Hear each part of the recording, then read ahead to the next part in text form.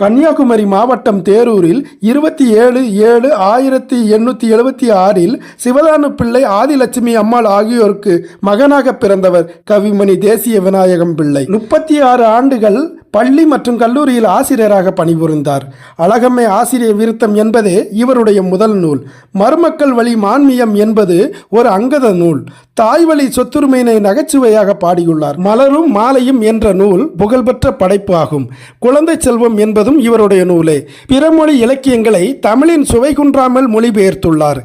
ஆங்கில கவிஞர் Edwin Arnold அவர்களின் லைட்ஸ் ஆஃப் ஆசியா என்ற நூலினை ஆசிய ஜோதி என்ற பெயரில் மொழிபெயர்த்துள்ளார்.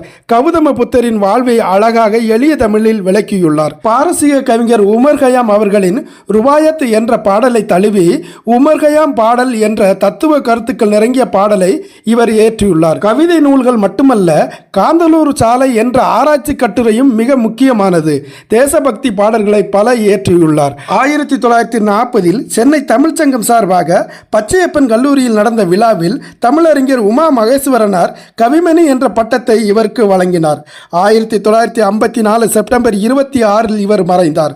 1954 அதே வருடம் இந்திய அரசு தபால் தலை இவருக்காக வெளியிட்டது. மங்கையராய் பிறப்பதற்கு நல்ல மாதவம் செய்திட வேண்டும் என்பது கவிமணியின் மிகப்பெரிய ஆற்றல் மிக்க வரிகள்.